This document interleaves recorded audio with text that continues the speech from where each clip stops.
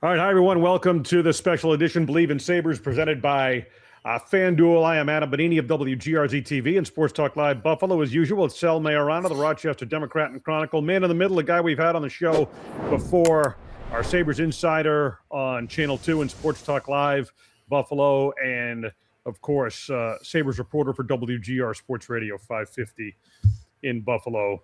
Probably longer, Sal, than you and I have both been at it. Paul Hamilton, veteran, doesn't even do him justice. He's only got a couple years on me, Adam. He's not too much older than me. What am I, my fifth year or something like that? Yeah, I'm like 25 years old here. With a 5 in front of that 5. All right, so we all have lives outside of this business, right? Yeah. And Paul, take us through last night. You were enjoying, what was it? Didn't you have a softball game or something? And you're hanging with your teammates having a beer? Yeah, we were at the bar, but fortunately, we were done with dinner. So it's just like I saw, the stuff that was starting. Started to make some phone calls of my own as I'm trying to pay for dinner and get out of there. Unfortunately, I'm like a half hour away from my house. Brian Koziel's updating me as I'm driving. And I pulled in my driveway just about the time that it happened. So I was ready to get to work, and so I lucked out. No, Paul, I have a long-standing history, Paul. I swear to God, every time the Bills do something important, I'm on the thruway on the way to Buffalo. I mean, it is uncanny how much news breaks while I'm on the thruway and I can't do anything about it. So I feel your pain from last night. I texted him, Sal. He responds, "No way. Too busy right now." And understandably, I said can't talk. Oh, can't talk. That's right.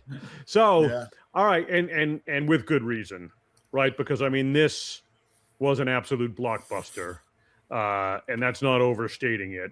Once again, the terms, just to recap: Sabres and Chicago Blackhawks. The Sabres ship Bo Byram and forward Jordan Greenway to Chicago in exchange for the 4th overall pick. First round of the draft that comes up Friday night in Buffalo, a 45th overall pick, a second rounder, and defenseman 6'8", right shot defenseman Louis Crevier. So there's a lot to get to with that deal, an absolute stunner, and to me, a landslide for Buffalo. I mean, Byram had a year left on his contract and had basically told the Sabres that he was not going to sign, so to keep him would have been as a rental for next year. If you can get that haul back, Paul, for a guy you're going to lose anyway, as talented as he is, I'm doing that all day, every day. I mean, in a way, it was a no-brainer for Jarmo Kekalainen. Your reaction? Well, the Blackhawks got number 4, right? They do realize that Bobby Orr retired, right? They didn't get Bobby Orr in this trade because they traded like they did. I mean, it was just like, wow. If it was just the 4th overall pick, I probably would have said, oh, good job. And then next thing I hear, well, there's a second round pick. So I start asking questions. Well, do the Sabres have to trade the 20th then too? Is it Byram and the 20th to get the 4th? No, that's not it. Really, because that was the first phone call I made thinking, all right, this must be kind of a little bit like the Kesselring thing. They're moving up in the draft, and no, Buffalo gets the 2nd. Oh, okay. And Buffalo's also getting a useful defenseman out of it too. Really, who has played top 4 minutes. Yep. So it's just like, I don't get the Chicago Blackhawks. Now, Byram already said, I think he was already on a conference call with the Chicago media, and he says he looks forward to July 1st when he can negotiate a contract because he wants to play in Chicago for a good long time. So the Blackhawks aren't going to make this trade unless they know they have a good chance. They're not going to do this to be a rental, a 1-year rental for the kind of, what they paid here for this. So you knew they had to know that signing Byram is going to be into the cards. So once July 1st rolls around and they can do that, I think it'll be done rather quickly. And now he gets the opportunity to try to be a number 1 defenseman in this league, which I don't think he is. I'm not saying he definitely will not be, but in my opinion, I don't think he is. I think he's slotted in the Sabres as in the 4th spot. I think he was the number 4 defenseman for the Sabres, but the Sabres also have an embarrassment of riches there. And I agree with the people who think that the Sabres have the best top four in the league, not anymore, but did. And I think Byram falls in a 2-3 category. I suppose he can prove himself as a number one, but I just don't think, from what I've seen, and I liked him a lot in Buffalo, I still don't think I saw a number one defenseman. First of all, to say that the Sabres have an embarrassment of riches is such a glorious thing for us to be saying in the year of 2020. I mean, when have we said that in the last 15 years? It's just great. And Joe you're absolutely Perreault, right. Rick Martin, and Rene Robert were playing exactly. back then. Right. I mean, and it's true. You're right. Their top four was spectacular. I really liked Byram as a player, and I was hoping they were going to be able to work something out. I get where he's coming from. He thinks he's better than maybe he really is. But go chase it, and he's going to get a lot of money because you're right. They're going to sign him to a long-term deal. So good for him. I think the Sabres will miss him. Now they got to try to find a way to replace him. But the other thing that I don't think you mentioned, they also unload Greenway and his money, right? I mean, they unloaded two big contracts. What did they create? Like $10 million? $10.25 million. I mean, you're right. This deal, what the hell were the Blackhawks doing? Like, seriously, what were they thinking on this deal? I don't know, but I'm glad they made it. Yeah, no, and I like Greenway as a player, but he just made too much, and they needed some relief as far as salaries go.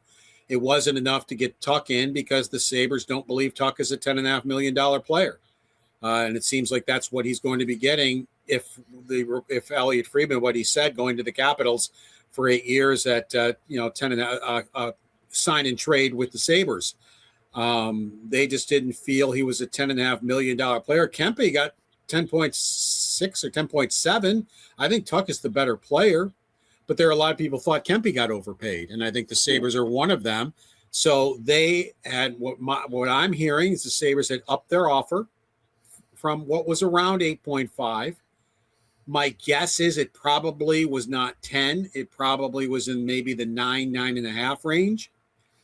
A lot of people felt Tuch wanted to go to the West Coast because that's where his wife's from, but that didn't turn out to be accurate information either. It's basically he's going to the highest bidder. It's about money.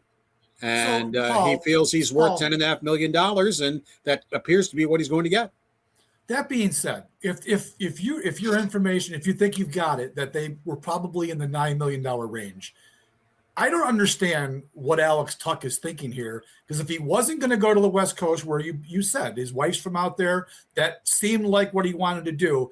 Why would he go to a team like the Capitals, who really aren't built to win the way the Sabres are right now, leave a team that he truly enjoyed playing for the past 5 or 6 years, whatever it's been, Syracuse kid, Sabres fan growing up, for an extra $1 million a year? Now, to you and me and Adam, $1 million a year is a lot of damn money.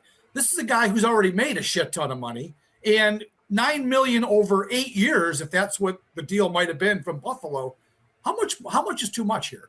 And you've or left even a Buffalo 9.5 if it got somewhere between 9.5, something like that. And with the Capitals, Kyrou is a good hockey player. There's no question. He didn't have the year he should have last year, and he needs a kick in the pants. This isn't a guy who's self-motivated. He's coach motivated. And that's not a good thing if you're a professional athlete. If you need a coach as a professional athlete to motivate you, I think you're in trouble. And, but definitely when Kyrou's right, he's a good player. I like McMichael. McMichael can get you 15 to 25 goals somewhere in there. He's a big guy who can play both ends of the ice. He's not going to score you as many goals as Kyrou. So, they pick up Kyrou. It looks like they're going to pick up Tuch. They don't know what's happening with Ovechkin. Ovechkin had a down year. He only had 32 goals. Yeah, exactly. That's a down year for him. So, where is 40-year-old Alex Ovechkin on the radar as far as does he want to keep going? How useful will he be? So there was a little bit of a slip for Ovechkin this past season, but you don't know if he's going to be into the lineup. So where are you if you become a Capital, unless you're just chasing money? Is that so? Those names you mentioned, are those the Capitals that are being rumored to be coming back to Buffalo? Because I haven't seen that on. No. I'm just talking about guys that they have. I'm just talking about the they have. Capitals. Okay. McMichael is the one who went to St. Louis in the Kyrou deal. I almost think to myself, I'd almost rather have McMichael. I think he's a more complete player, even though Kyrou is the more talented player. That was the trade last night. Buffalo was tied into Kyrou for a while. And again, you're getting a good player, but he's like a little bit like JJ Peterka, but better. He was better defensively this year, Kyrou, but he's still not great.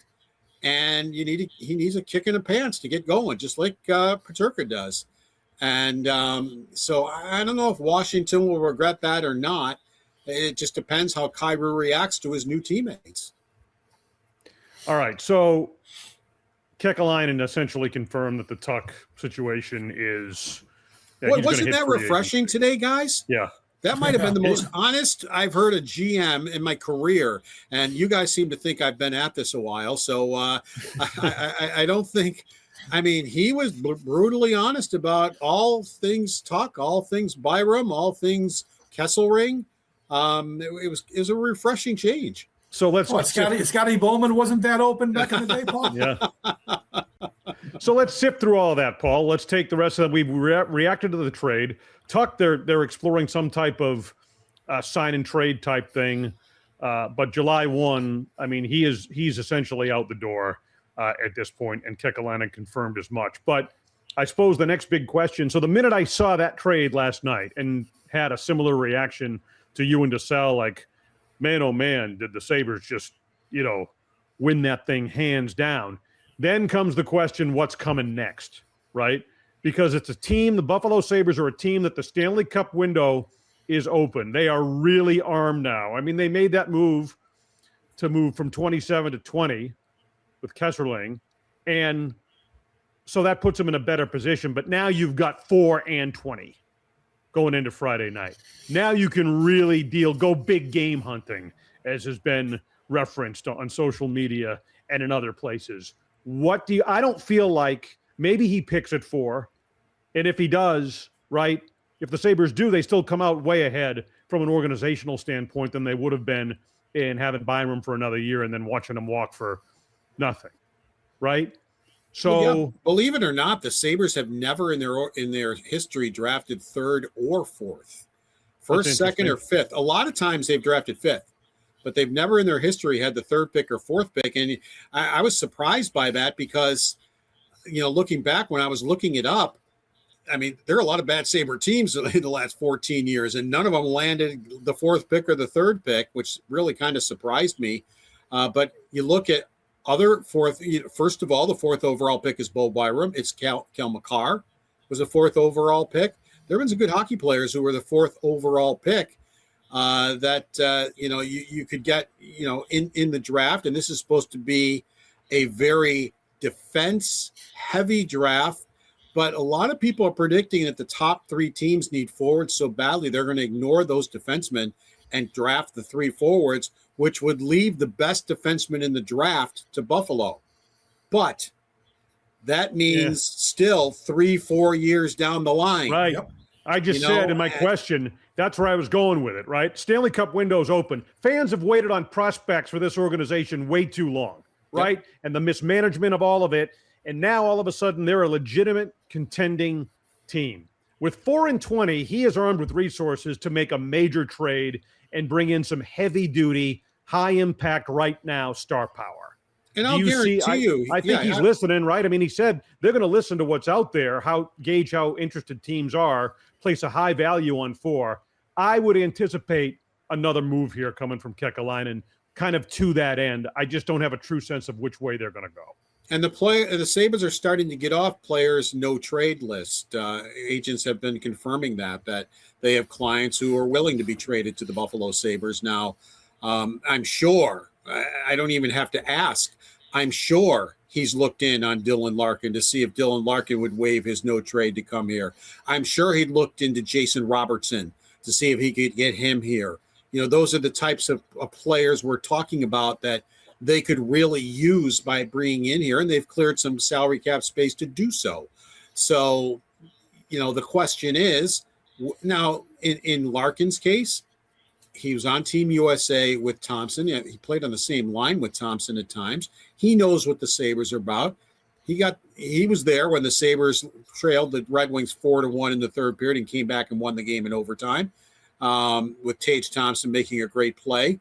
That game was in Detroit. It was actually Rasmus Dahlin's first game back when he came back from Sweden, from visiting his fiance. And so maybe Buffalo could get into the mix with Dylan Larkin or Robertson. Those would be huge acquisitions for Buffalo. And Kekalainen admitted Tuch is a big loss. He's a huge loss. They are not a better team when he leaves. July 1st, they are a worse team. He does things that nobody in this organization can do. He's a top penalty killer. He can provide offense on the penalty kill. He scores 30 goals. He is an excellent forechecker, good big forward. He's not afraid to be around the nets, got a good shot. I have never seen a team who can sneak up on somebody, steal the puck, and turn it into offense as quickly as he does. And there are a lot of things he does that Helenius and Ostlund and Kulik and youngsters, right now can't do. And those guys will all be Sabres. There's no question. And I think they all will be impact Sabres as they, settle into the National Hockey League. Benson's very young also. In his third season, he started making a bigger impact. But to say that they're going to do the things that Alex Tuch did, absolutely not. That's not going to happen. So if they want to stay with this window open, they have to figure out what are they going to do. Plus the locker room. As I told you, I don't think Tage Thompson is going to be a real happy camper about this. Yeah. He's losing Alex Tuch out of the room and he wouldn't be alone. Byram, I'm sure they're not happy about that either, but you can't blame the Sabres for that. That's not the Sabres' fault. No, the guy wanted to go. I mean, that more and more players are doing it. We talked about that on the show Monday night. It wasn't his teammates. It was he wanted to be a number one defenseman. So right. They lost him. They lost a good player, but that's not because of Buffalo or because he's in a small market or anything like that. Tuch is a different story. I'm not going to lie to you. I am a little surprised that this is all about money and really nothing else, especially when he's on his team that he grew up loving. I mean, I've seen him cry as a Buffalo Sabre. I mean, he bleeds Buffalo Sabre, so we thought. But, he here's the opportunity, and it's not a location opportunity. It's a money opportunity. It's as simple as that. And as you said, you can't live on $9.5 million. I mean, to stay in a place unless he doesn't believe in this team. And we'll never know that. He's not going to publicly say if that's a case or not. Maybe he doesn't believe in this team. Maybe he doesn't think this team can win championships. I don't know. I've never heard that from him. But maybe there's other things that we'll never know that mixed into it other than money. Yeah, my opinion, I hope they do make a trade with that. I hope they use that fourth pick to pick up a veteran guy. You've got so many young kids in this system. They've drafted pretty well. I mean, some of these kids have come up and played well. So that's what I hope they do. Now, replacing Byram, I don't know if Crevier is the guy who is going to automatically be into the top four, Paul. You would know much more about that. They still have Metsa and Timmins that are going to be in the mix for that third pair. So you've already got your top three figured out. What happens at number 4? And then what do they have for competition for that third pair? Well, with Crevier, what I'm wondering is, will they use him to get them through to their two stud defensemen who are 19 and 20, and Murtka and Kleber? Kleber has not said he's coming out of Minnesota Duluth this year, which would be his junior year coming up. But these guys are big. These guys, I would be surprised if they don't turn into top 4 defensemen. I just don't think they're ready right now, even though Murtka did play some with the Rochester Americans last year. But as I said, they're 19 and 20 years old. So do you use him for a year or two to get you to these two kids? Because it's 2 more prospects that I think are going to be Sabres for years to come, and good Sabres. As I mentioned, I think they both can be top 4 defensemen. I don't see more than one position opening in the top 4. The other 3, I think, are solid and will stay solid. They're all signed long-term. So there's one opening for the two youngsters. Could they be part of a trade? I'm sure every team would want either one of them.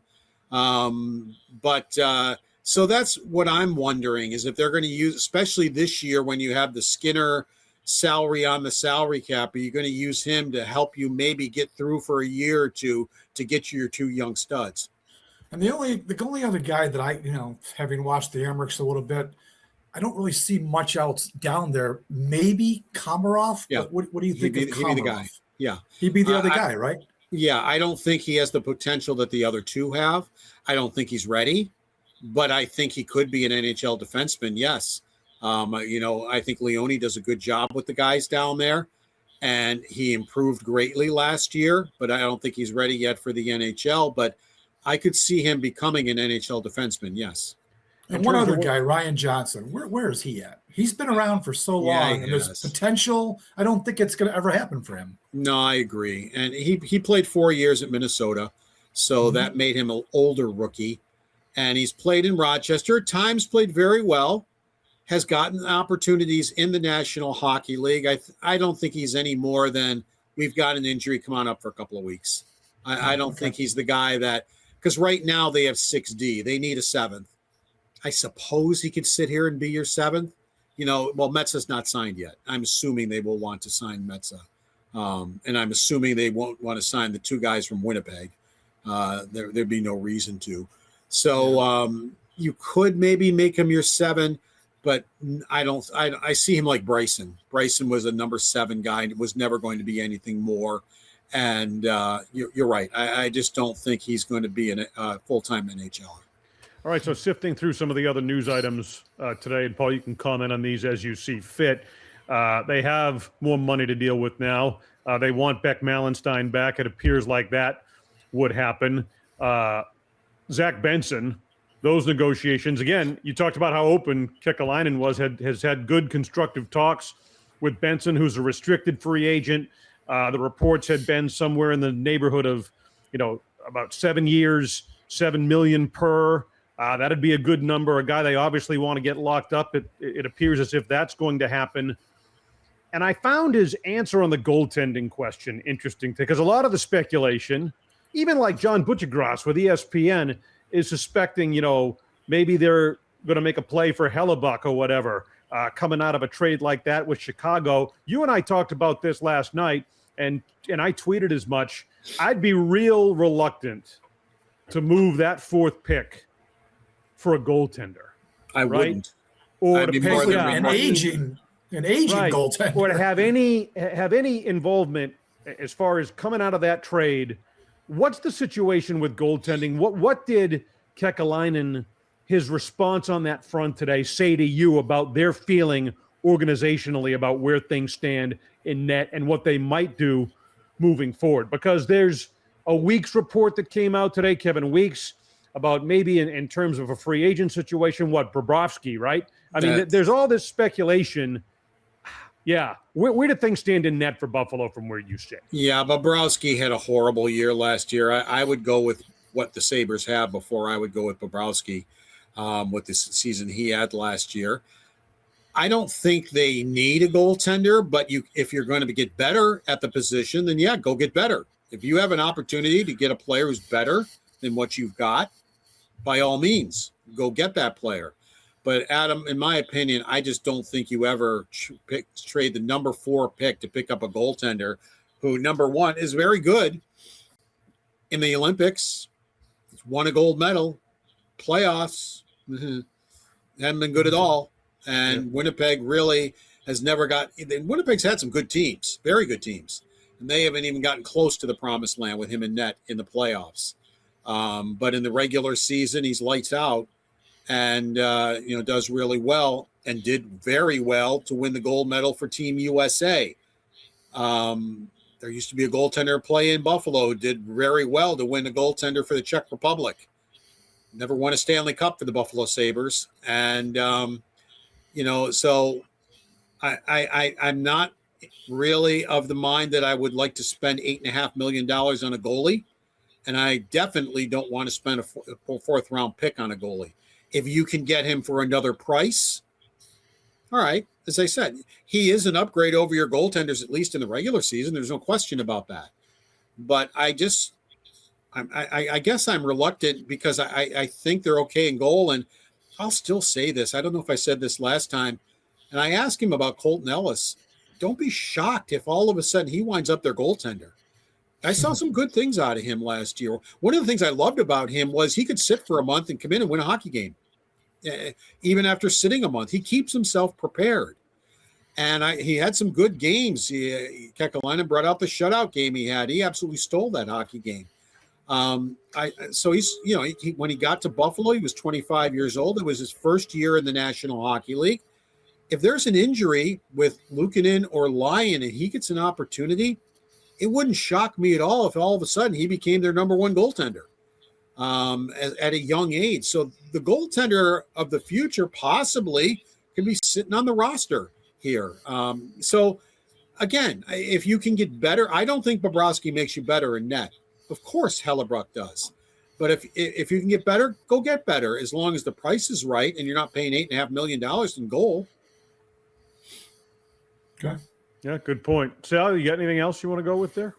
Nope, I think we covered it. Got to wait just to see what this deal is going to be with Tuch. But I hope the draft is Friday night, right? Yes. Friday night. First round 7 Friday, o'clock. and the rest of it's on Saturday. So what, around 7:30 or 7:40, we should be getting some very interesting news. I would hope that they have made another blockbuster trade to bring in a true star power player. Yeah. Because like we said, they pick a guy, you're not going to see that kid for 2 years, right? And I've already read a couple of things. Some of the top defensemen have already committed to playing college hockey, right? Like and he even said, yeah, exactly. And he even, ones at BU, he even said that, he goes, I love the people in our organization. I love our young players.